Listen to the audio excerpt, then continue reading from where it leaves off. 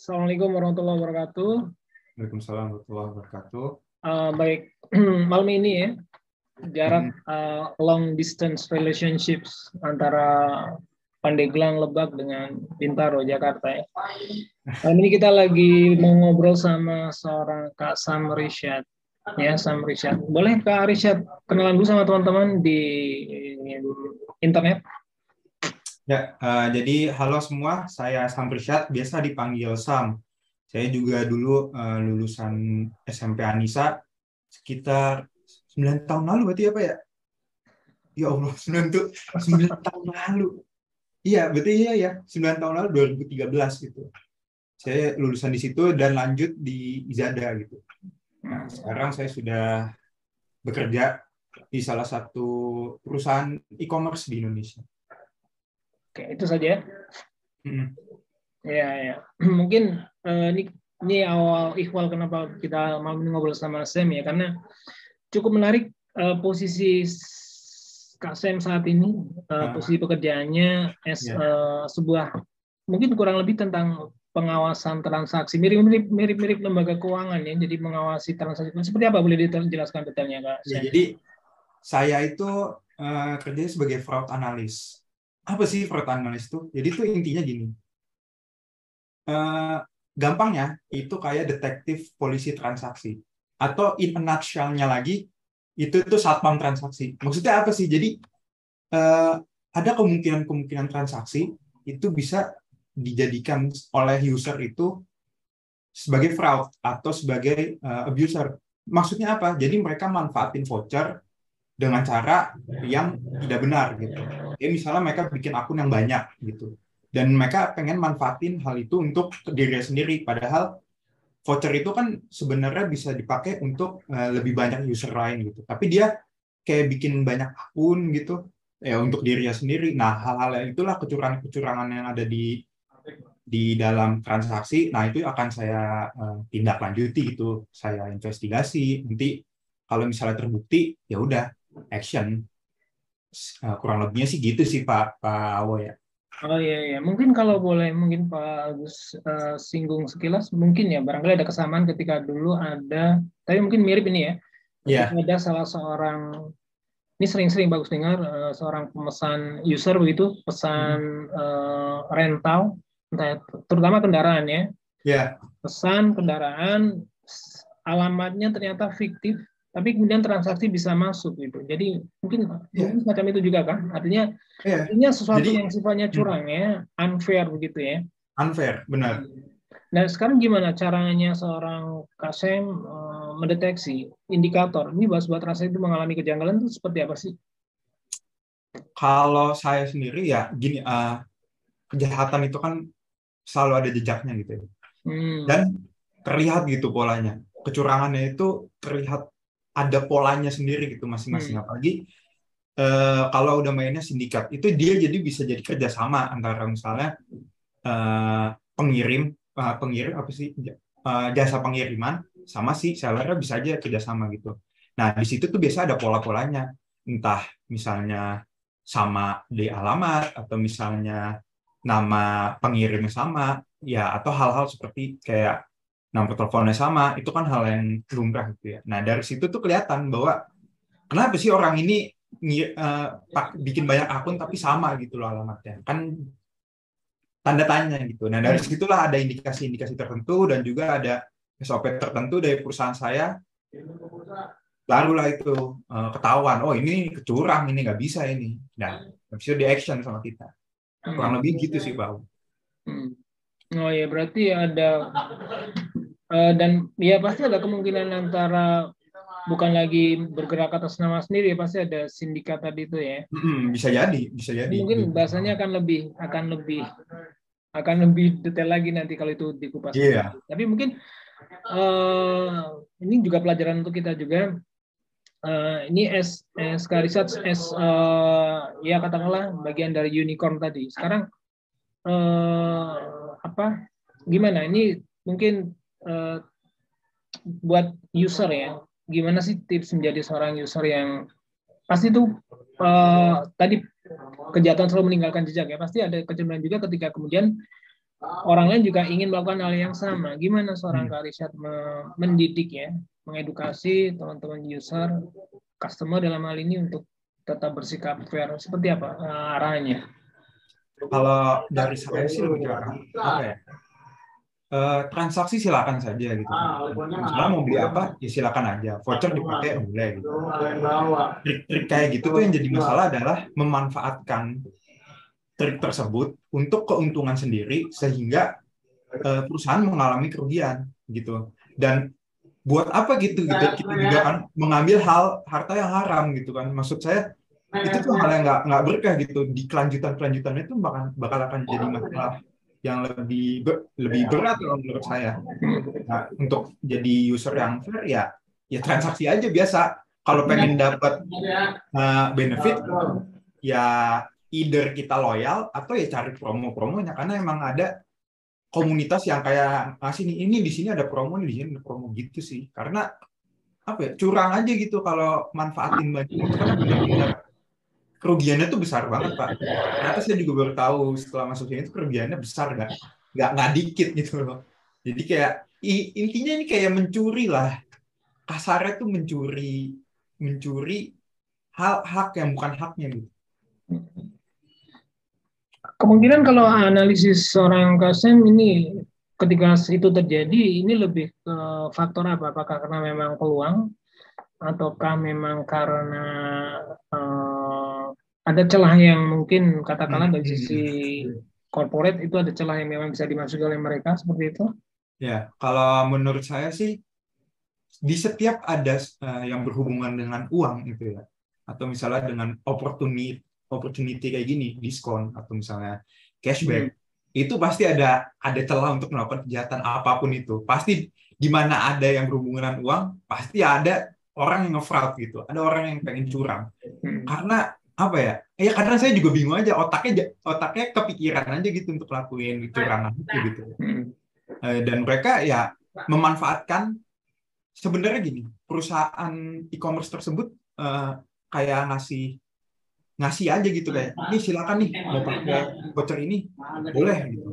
Nah tapi orang-orang itu manfaatinnya dengan cara ya tadi, dengan bikin banyak akun kan, misalnya cashbacknya 20.000, kali aja kalau dia bikin 10 akun 200.000, dengan cara bikin akun dia bisa dapat uang 200.000 dengan modal 0 mungkin, atau 5.000 gitu kan.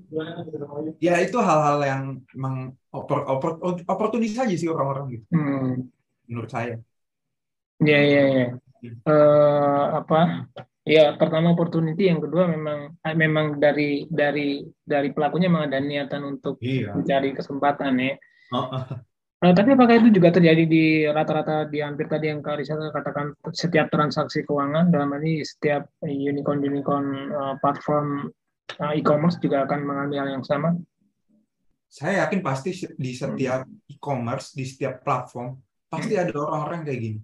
Karena tadi opportunity-nya tuh ada untuk bisa melakukan itu, dan kalau perusahaan itu misalnya masih kecil atau misalnya belum stabil atau apa, mereka nggak tahu kalau itu akan kejadian gitu. Sementara padahal apa ya, fraud itu menurut saya di setiap ada uang, di situ pasti ada potensi fraud, pasti ada dari zaman dulu tuh. Mau ngomongin dari misalnya jual beli apa, atau misalnya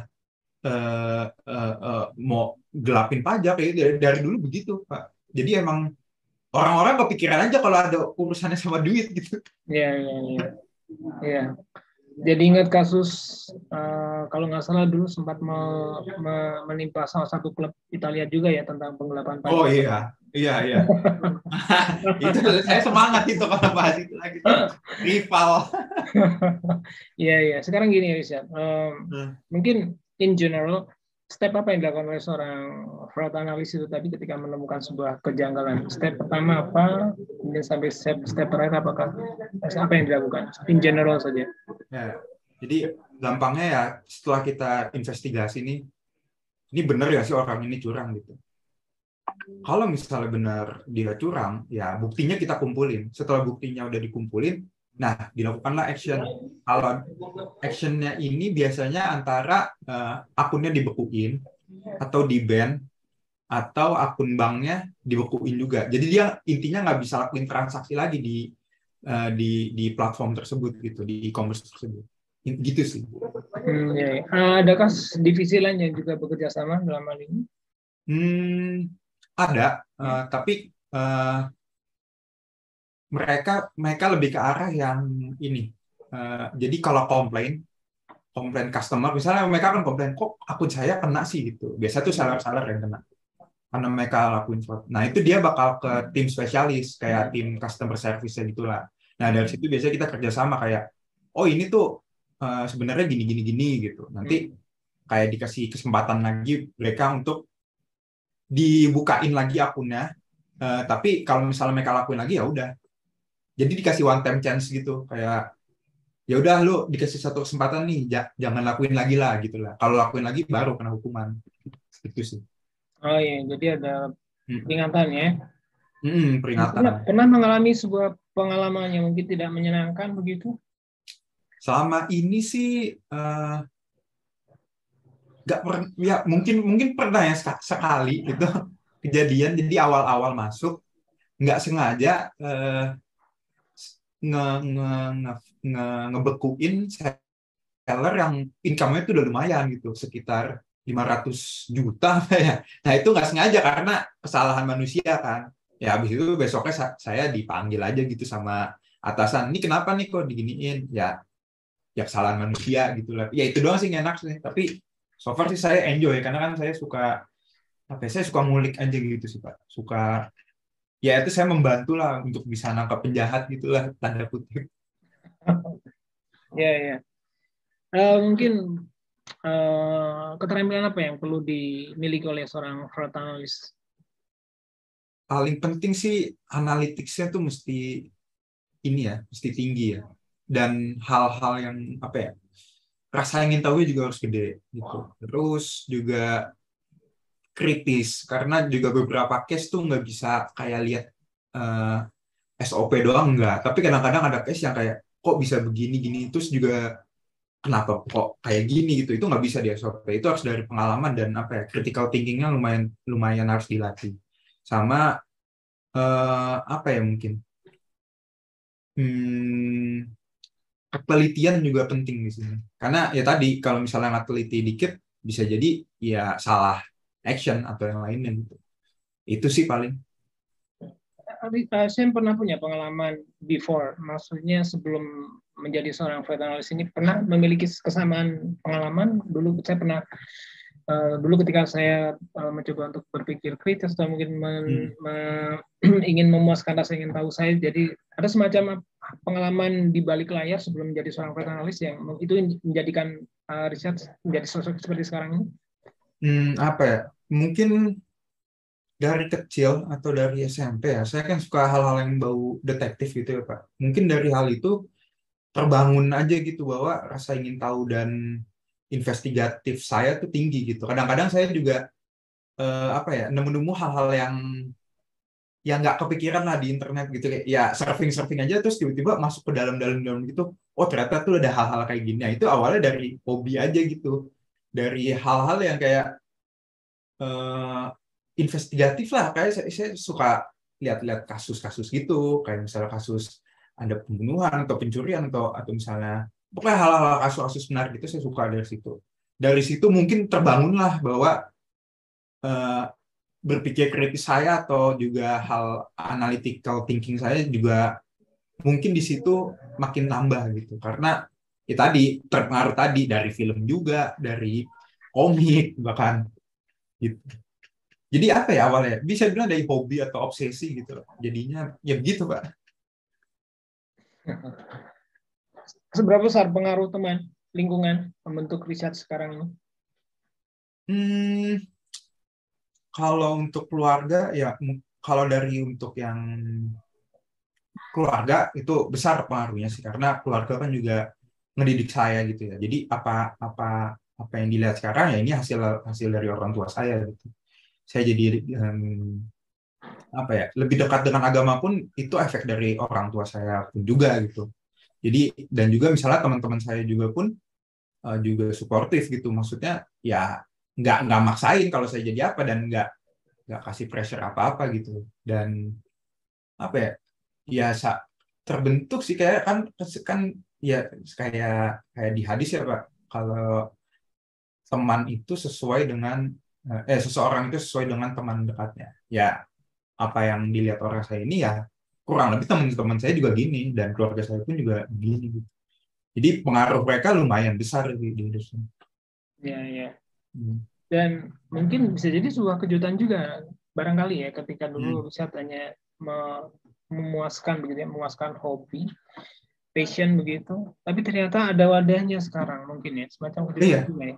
Mungkin itu yang ingin bisa Kak Sam ceritakan ke teman-teman, buat ternyata mungkin apa ya, mungkin kita nggak perlu mengotak-ngotakan hidup, cita-cita itu harus A dan B, barangkali yang penting apapun yang menjadi passion kalian jalani, toh nanti juga ternyata ada juga, mungkin itu yang bagus sampaikan ke Sam. Boleh Kak cerita saran buat adik-adik atau mungkin teman-teman yang mungkin masih mencari kerja atau mungkin masih kuliah. Bagi ini kan sebuah posisi yang bagus, ini baru dengar ya, dan ternyata itu sangat perannya sangat esensial di sebuah unicorn apalagi e-commerce. Ya, jadi ya gimana ya? Saya juga alhamdulillah sih, saya maksudnya dapat kerja yang dimana tuh maksudnya saya tuh juga selama ini enjoy gitu. Saya nggak ada rasa beban atau apa, kayak selama kerja ya kayak saya selama ini ngelakuin hobi saya aja selama ini gitu kan. Untuk bisa ke situ pun ya saya juga nggak tahu, karena ya Allah kan udah rencanain ya Pak. Jadi saya tuh ya minta berdoa aja gitu bahwa ya dapat yang terbaik, terus juga minta orang tua untuk bisa doain saya. Ya mungkin dari situ Allah kasih jalannya bahwa saya dapat kerjaan yang nggak jauh beda dengan apa yang saya suka, passion saya gitu. Jadi boleh kayak punya cita-cita yang tinggi atau pengen menuju ke sana, boleh aja gitu. Tapi jangan lupa bahwa Allah tuh juga udah punya jalan, dan Allah pasti bakal ngasih yang terbaik. Dan juga Allah tuh bakal apa ya, kadang-kadang kasih hal-hal yang nggak terduga aja gitu. Karena sedikit cerita aja, saya juga dapat kerjaan ini tuh setelah dapat cobaan COVID Pak. Jadi saya juga kaget gitu kan.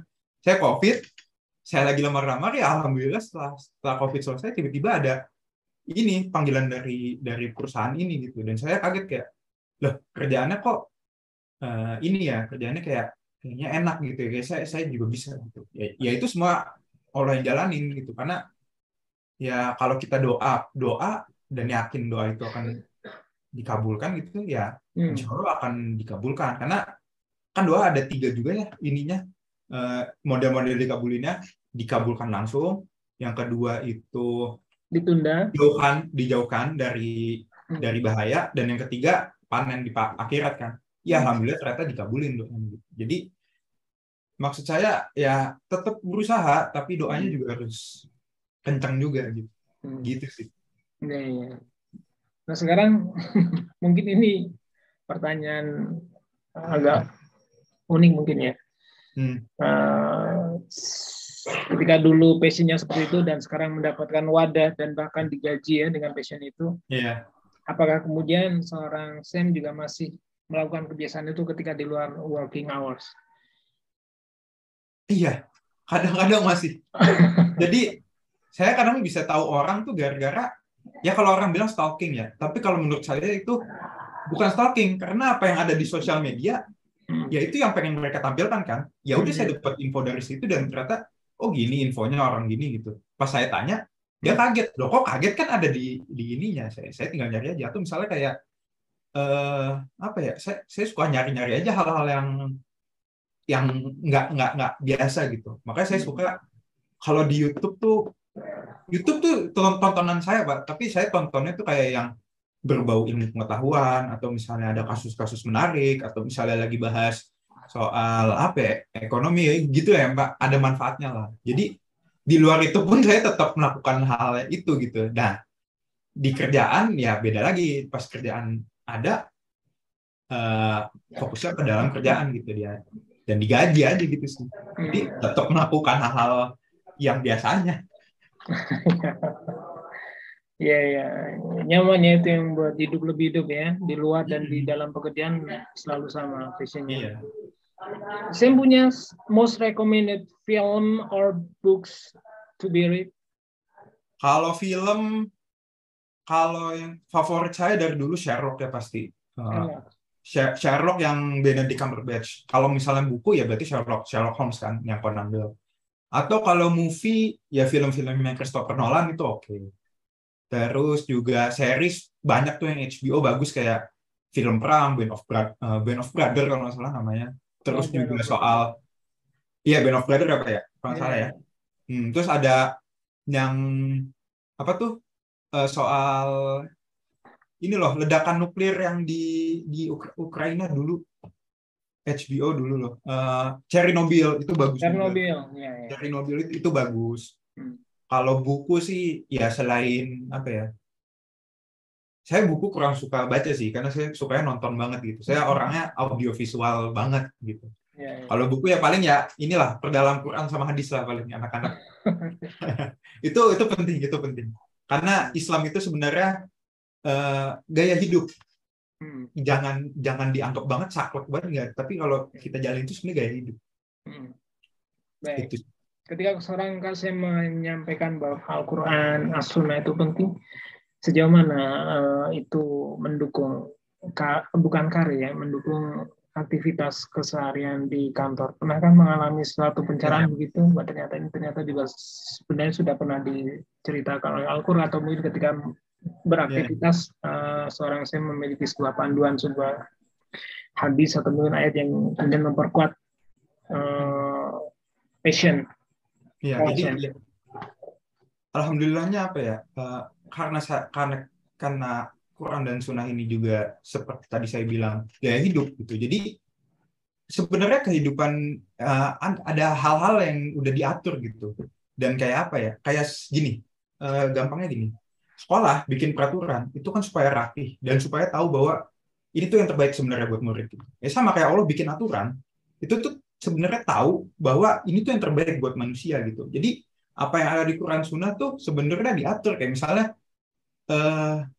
di kantor atau dalam hal-hal transaksi kayak gitu. Ya hal-hal kayak gini tuh sebenarnya nggak boleh di Islam. Kayak misalnya tadi kayak kecurangan tadi, atau misalnya nimbun itu kan nggak boleh.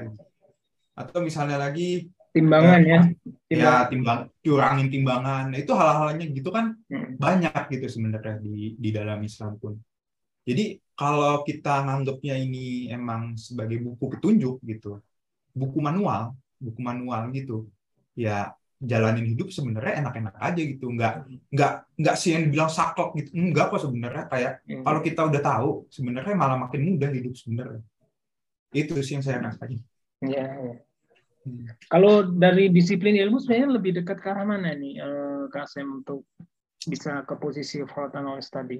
Saya kan lulusan International Business Management ya Pak. Ya, dan berarti sarjana saya ekonomi gitu. Tapi emang nggak terlalu ini banget nih dengan ini. Ya tadi saya tuh mungkin alhamdulillah diterima karena ya emang ada passion di situ mungkin. Tapi di sisi lain emang saya suka merhatiin lah kayak ekonomi atau misalnya startup gimana atau misalnya bisnis gimana gitu. Saya suka ngulik sendiri. Itu gini caranya. Oh ini tuh cara kerjanya begini, cara ngasilin uangnya gini. Kenapa sih ini naik turun gitu? Saya suka cari-cari karena itu sebagai apa ya? Ekonomi kan roda kehidupan yang pasti akan jalan. Gitu. Jadi karena teman-teman saya rata-rata anak hukum gitu, anak hukum atau nggak IT. Nah, jadi yang manajemen tuh dikit lah, maksudnya kayak 20% lah mungkin. Jadi sisanya anak-anak hukum gitu. Mereka basicnya emang udah kritis dari awal. Ya. Berarti multidisiplin ilmu ya untuk fraud analyst ini ya. Adakah teman lain yang memang juga posisi yang sama dari latar belakang disiplin ilmu yang berbeda? Ada ya tadi ya, hukum IT? Iya, rata-rata tuh IT sama anak hukum sih, Pak. IT karena akan jalanin Python kan, bahasa program gitu. Jadi di situ berguna untuk mereka. Kalau hukum ya tadi karena dari berpikir kritisnya, terus juga mereka tuh apa ya lebih.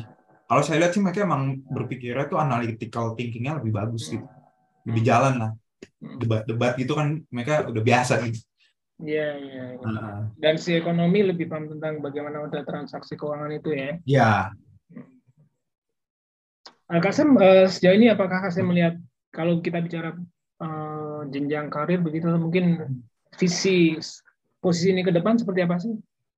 Katakanlah di perusahaan-perusahaan corporate, global corporate sepanjang kita posisi semacam ini, posisinya seperti apa dan bagaimana itu sangat prospektif di masa depan? Mungkin kalau fraud analisnya ini mungkin apa ya? Dia kan irisan dari risk management gitu ya. Nah, jadi setiap perusahaan tuh pasti ada risiko kayak gitu-gituan. Dan menurut saya sih ini salah satu divisi yang penting karena dan mungkin kedepannya prospektif karena di sini juga nggak andalin big data gitu. Dan kita tahu big data is the new golden kalau kata orang-orang startup tuh ini gold baru nih. Nah itu data itu karena data tuh bener-bener sekarang tuh apa ya privacy itu mitos lah bisa dibilang. Saking data tuh benar-benar kita kumpul ya. Jadi dari mungkin orang-orang risk management ini akan manfaatin big data itu untuk cari tahu ini pola-pola orang-orang fraudster tuh gimana sih gitu. Jadi untuk preventif kejahatan-kejahatan selanjutnya gitu. Jadi ini penting sih di suatu perusahaan dan prospektif iya mungkin prospektif. Iya. Kalau mungkin dari tadi pembicaraan kita awal, mungkin kita lebih bicara yang sifatnya suatu pasca kejadiannya. Sejauh ini apakah juga dari katakanlah corporate sendiri atau mungkin Kak Sam secara pribadi, apakah juga ada langkah-langkah preventif bagaimana mengampanyekan supaya berekonomi fair atau mungkin yang lain? Ya, paling gampang sih emang dari sistem. Jadi sistemnya itu udah ada filternya lah. Jadi ketika mereka udah, wah jelas banget nih, udah bikin akun-akun gitu, itu pasti udah langsung nggak bisa ngapa-ngapain. Karena udah terpreventif sama sistem. Paling gitu aja sih. Paling gampangnya itu.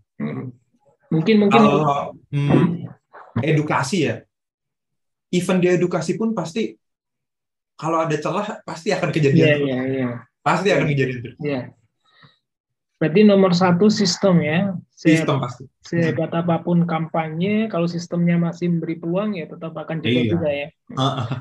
Tapi mungkin bagus jadi terpikir nih suatu saat barangkali ketika Oktober biasanya ada Breast Cancer Awareness, hari kanker payudara, kemudian di bulan-bulan tertentu ada hari-hari yang memang kita khususkan untuk mengampanyekan sebuah kegiatan positif. Bagus jadi terpikir suatu saat ada semacam apa ya?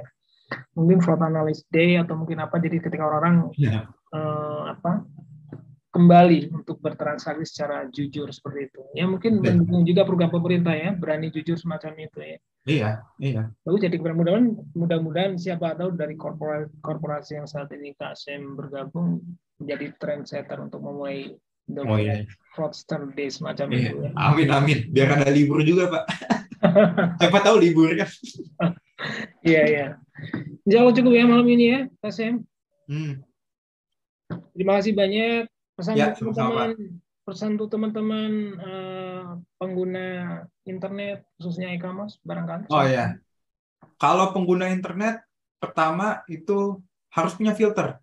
Karena sekarang tuh internet benar-benar info terlalu banyak masuk, sehingga bisa jadi yang masuk itu adalah bukan hal yang nyata atau bukan hal yang benar gitu. Jadi harus punya filter lah. Apa yang dilihatnya itu fakta, apa yang itu hiburan, apa yang perlu dikomen, apa yang nggak perlu dikomen, nah itu harus ada filternya. Dan kalau misalnya untuk transaksi, ya transaksi aja lah biasa gitu. Jangan terlalu ngejar cashback lah, karena tujuan kita beli barang kan manfaatnya, bukan ngejar cashback gitu. Jadi belilah barang yang bermanfaat gitu, jangan dikit-dikit lucu check out, nah, itu bahaya itu.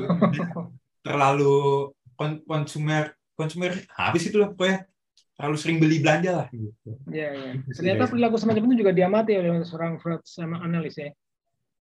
Gimana Pak? Ternyata perilaku konsumen semacam itu juga diamati ya. Iya, kelihatan banget. Iya. Oke, terima kasih banyak Kak Sam. Selamat istirahat. Pak. Kita bertemu lagi lain waktu, kemudian bisa Insya Allah. live ya, langsung ngobrol. Salam buat Ya. teman-teman karena malam ini katanya mau main game bareng-bareng ya. Iya, ini mau lanjut Valorant. Mumpung lagi ini reset rank ya. Oke. Terima kasih Sam. Ya. Aku izin live ya. Ya, izin. Kasih Pak. Ya. Assalamualaikum. Waalaikumsalam. Losing my way.